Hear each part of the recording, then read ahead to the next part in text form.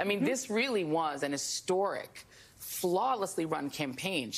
Queen Latifah never endorses anyone. She came out and endorsed. I mean, she had every prominent celebrity voice. She had the Taylor Swift. She had the Swifties. She had the Beehive. Like, you could not have run a better campaign in that short period of time. And I think that's still true. Breaking news. They finally did it. MSNBC done fired Joy Reid. I mean, about damn time. That blonde, bitter, bald-head scallywag was what's wrong with America. Up next, Rachel Maddow. Hell, while we at it, just throw MSNBC in the damn trash where it belongs. It finally happened, guys. Joy Reid has been fired or let go, or she quit MSNBC due to poor ratings. And as you saw from the intro, are you surprised? Like, one of the most memorable things I remember from Joy Reid was that that conclusion that she had, that Kamala Harris ran a perfect campaign. Joy Reid, if Kamala Harris ran a perfect campaign, she'll be president right now. Right? Therefore, that means she didn't run a perfect campaign. And this has been the problem with MSNBC. It's to the point where, like, before, I remember when 2 years ago, when I would make videos about MSNBC, in the comment section, there'll be a lot more people defending MSNBC. But now, after 2 years, it's so blatantly obvious that they're propaganda for the left that when I check my comment section now, nobody defends MSNBC. And this is something that's been shifting in the media landscape as a whole. I have another video coming up where CNN is actually confronting the Democrats now. And this has been something that I've been calling for. I think many Americans have been calling for. Hey, CNNs of the world. Hey, ABCs of the world. Hey, CBS of the world. If you want trust back, if you want public trust back in your institutions, you have to be more consistent of how you approach these interviews. The way you go at Republicans, we expect you to go the same way with Democrats. If you want to get softballs to Democrats, you better get softballs to Republicans. If you want to play hardball with Republicans, play hardball with Democrats. And it seemed like CNN is starting to get the message, but I think it might be too little, too late. Here's something from the entertainment industry. Tensions rise at The View as hosts ask to dial back Trump criticisms. Layoffs, morale is low. And this is something that's been happening with liberal media for a long time, is that they're hollowing out.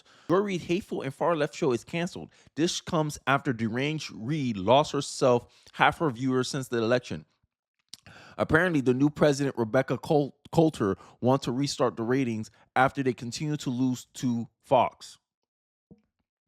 Hey, I mean, with analysis like this, I don't see how she was able to keep her job for as long as she did. Let's take a look. In our final sprint, having arrived at that point in the election season where basically we on this side of the TV screen have said all we can. We've laid out the stakes in this crucial election where one side stands for freedom while the other meets the textbook definition of fascism, namely a far-right dictatorial regime like Hitler's Germany or Franco's Spain or Mussolini's Italy, but also white-ruled South Africa before Mandela and the black majority took control, or Vladimir Putin's Russia, Viktor Orban's Hungary, or Nicolas Maduro in Venezuela today, that suppresses the rights of women and minorities, uses the military to execute the whims of a strongman dictator, and controls and suppresses the press, education, the arts, rewrites history to suit a favored and dominant racial class, and foments extravagant corruption in order to enrich the dictator and his friends. She was the chief propagandist on that news channel. I think out of all the biased people you see on MSNBC, she was the worst offender. She wanted to compare Trump's regime to Nazism, fascism, but who's fighting for censorship? Who's fighting for content moderation? Who's fighting to have who was fighting to have the minister of truth? Who created the term disinformation, misinformation as a means to slander or cast doubt on alternative claims, viewpoints, and opinions on certain things that's happening in our world? Censorship, socialism, going against corporations. The reason why Nazis were so mad at Jewish people was Jewish people were good at capitalism. The same way that these black liberals are mad at white people. Oh, look, all these corporations are run by all these all-white executive boards. Do you have the same qualifications as them? No, usually. Did you start a business? Did you take a business from an exception to $100 million evaluation, billion-dollar evaluation? Not many black people can say that. but you feel entitled to have the same outcomes as other groups of people, but you don't want to do the same decisions. And this is one of my biggest problems with Joy Reid, and I think many black conservatives have this problem with a lot of black liberals.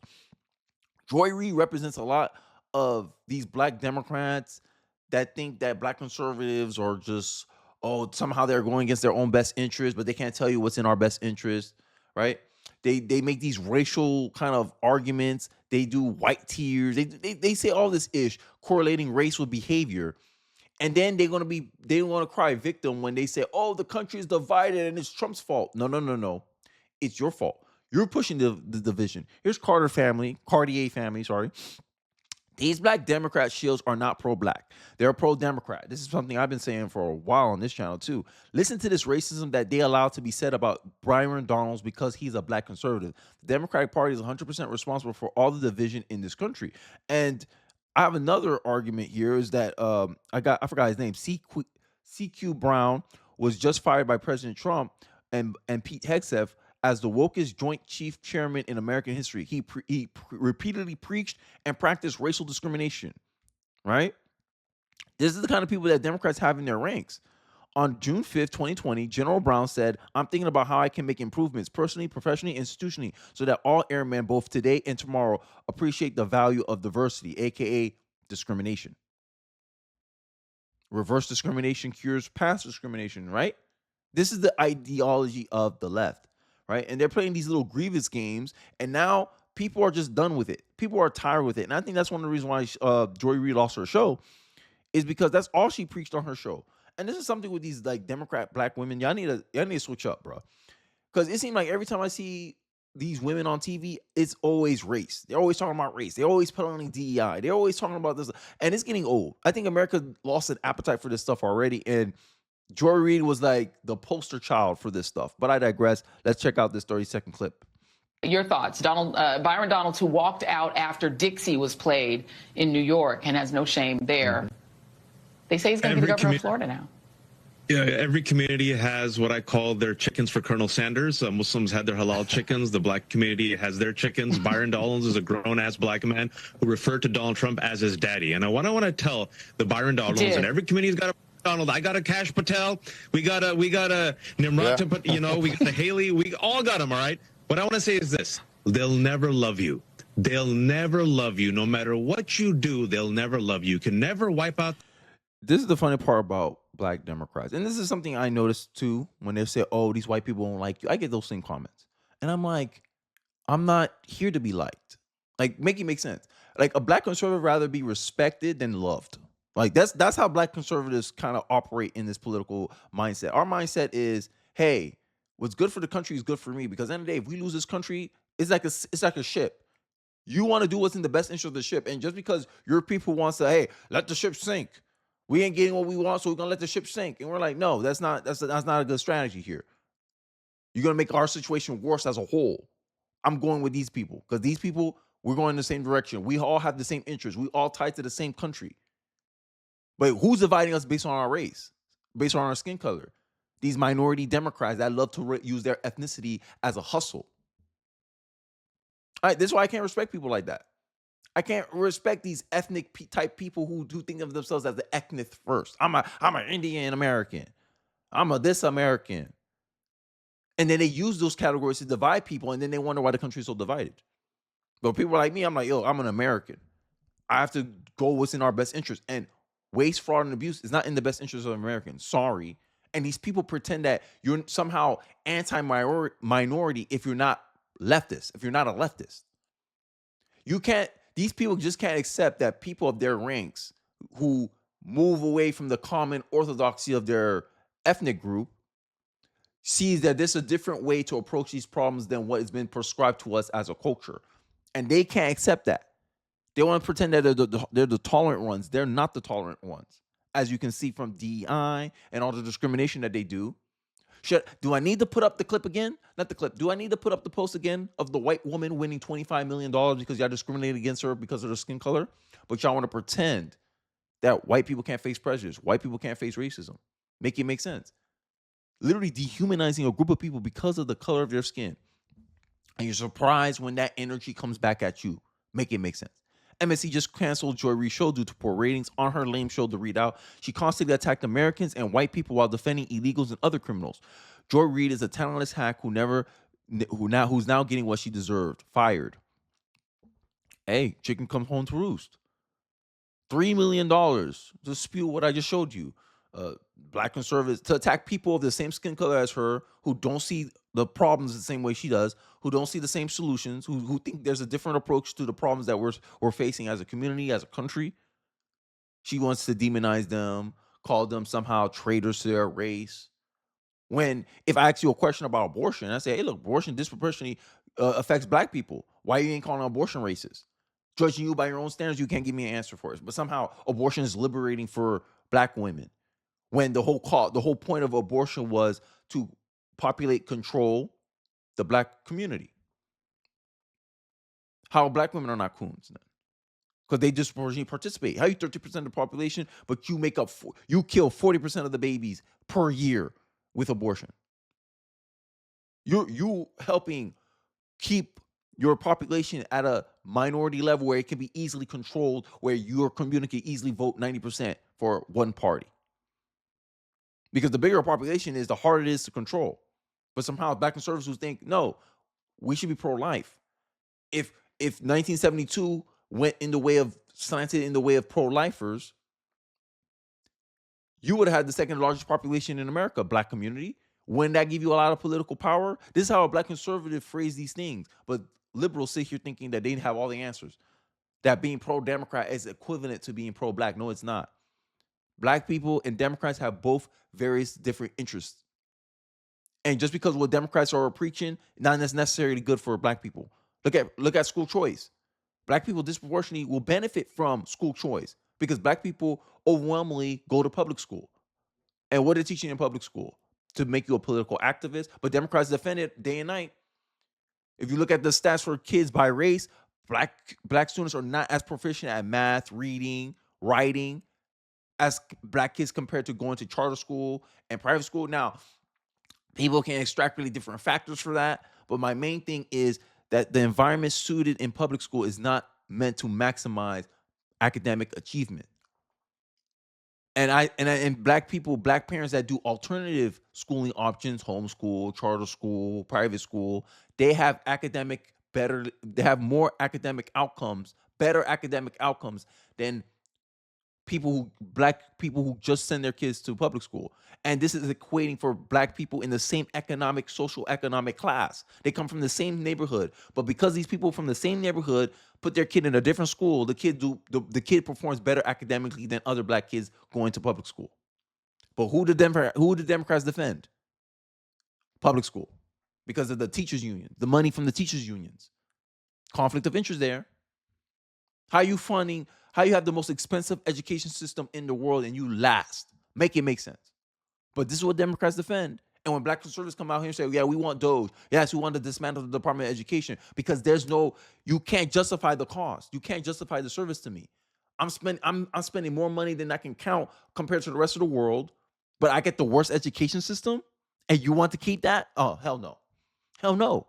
You can't make an argument to justify spending the money continuously. But I'm a coon for pointing that out. Make it make sense. And this is how silly a lot of black Democrats come across to me sometimes. Let's hear the people. Let's hear the final readout, right? This is the kind of messaging she wanted to put in Thanksgiving, right? Right? She wanted my black family members, right, when I go to Thanksgiving, not to talk to me, not to associate with me, because I was right. I was right about the sentiment of the American people. I was like, yo, Democrats got nothing to offer Americans. And this is how she wanted you to treat your so-called family who saw it a different way than you did. Let's take a look. These are the people who say the undocumented, who they get to call illegal immigrants, like the Pilgrims had permission to come here, have to suffer the consequences of their actions, right? They made the choice to overstay their visas or come into our country illegally. So if they get deported, consequences. But you right-wingers shouldn't have to suffer the consequences of your votes? You don't want to be around me because I voted for fascism. No fair. I'm coughing on you with COVID, but you want me to wear a mask for your safety? No fair. My body, my choice. Well, here's an alternative thought. Make your own dinner, MAGA. Make your own sandwiches, wipe your own tears, troll amongst yourselves with Elon, and leave us alone. You got your heart's desire, the president you dreamed of, and worship instead of Jesus. And this time, you didn't even have to storm the Capitol, smash the windows, or try to kill police officers or issue death threats to poll workers. Which nothing happened. Nothing like that happened during January 6th. Police officers may got assaulted, but no police officer died. But BLM riots, on the other hand, police officers were dying. David Dunn, my prime example. Breaking property, destroying property that actually affected Americans, not just politicians. Because anyway, as much as they try to make a hoopla about January 6th, January 6th didn't affect most Americans' lives. January 6th only affected the lives of the DC establishment and these politicians. And I think that's one of the reasons why people don't really care as much about January 6th. We've been gaslighted to care about January 6th. And then when all the information come out, we're like, oh, it was just like BLM, except it only happened to the political class of our country. While BLM affected everybody. They were destroying businesses down the street. They were raiding, thieving, right? Stealing, using the crowd as a cover to steal, break into Best Buys and taking stuff. That affected actually everyday people. Because everyday people are like, damn, I come into Walmart and it's destroyed. I come into Target, it's destroyed. Then Target says, hey, I'm leaving your area, Seattle. I'm leaving your area, California. And now these people say, oh my God, you're creating food deserts. But that's consequences of BLM, your actions, you're not respecting the rule of law. But here's Joy Reid. Always got to defend the Democrats. And this is why people voted for Trump. Because the gaslighting ain't working the same no more. The gaslighting ain't working the same no more, Joy Reid. And this is why you lost your job. Telling family members, oh, we should alienate you because you didn't do what I want you to do. Here's an example for Black Democrats that I think they'll understand this analogy. Alienating your family members, let's say you're a Black person, alienating your Black conservative family member is like alienating someone because they decided to go with Android instead of Apple. Yeah, you look dumb as hell. That's how I take it anyway. You cutting off someone you know your entire life because they have a difference of opinion, differences of views, differences of approach. We don't care about someone looking good. We care about actually the results. And that's what I'm talking about. That's what made me a conservative in the first place. I stopped caring about the intentions of a policy and I started looking at the results of a policy. I stopped caring about the intentions of the Department of Education. I started looking at the outcomes of the Department of Education. And looking at the outcomes, I'm spending $850 billion to have the worst education system in the world. Yeah, cut it. Yeah, dismantle it. Yeah, shut it down. It ain't working. When I found out the historical contents, 1972, when it was created, we had the #1 education system in the world. And this federal government, this federal institution, this federal agency, the Department of Education, was not able to maintain our standing as the #1 education system in the world. And we spent $800 billion for that just to have the worst, one of the worst in the world. How can a Black Democrat defend that? Black Democrats crying about, oh my God, kids can't read. Donald Trump don't want kids to read. Kids don't know how to read right now. What you talking about? 6 out of 10 students are not reading at grade level. That's currently going on right now. So kids don't know how to read even right now. So what's the point? This might as well dismantle it. But Donald Trump don't want kids to read. You teaching revisionist history just like the Nazis teach revisionist history. Nazis taught revisionist history. They demonize Jewish people. And now you got Joy Reid and her ilk pushing 1619 projects using Black history or racial history to divide Americans, but they don't want to talk about the history where 600,000 white people died to help free the slaves during the Civil War. More white people died to help free the slaves than actually enslaved them. There was only 400,000 slave owners, but white people are supposed to be Malaysed in white guilt, when there was more white people that died to free the slaves than actually owned slaves. But y'all don't want to teach that kind of history. Instead, you want to only highlight how Black people were the victims, Black people did this, Black people did that. This is a hustle, and I think everyone's tired of it. But I digress. Hey, there is fairness in the world. Joy Reid's out on MSNBC. Let me know your thoughts about her future. Do you think she's going to start trying to be an independent podcaster, independent content creator like Don Lemon? Or you think she's done? I think this is the last we'll ever hear of Joy Reid. There was another Black lady in MSNBC. I forgot her name. I think I did a video on her one time. Her name was Tiffany something. I forgot her name, her last name. Was she join up with her? Maybe they'll make a podcast show together. Who knows? The woke Black woman. Who knows? But I digress. Let me know your thoughts in the comment section below. I'll be interested to hear your commentary on this. Don't forget to like, comment, subscribe, share this video if you feel so inclined. And I'll catch you guys on the next one. Peace.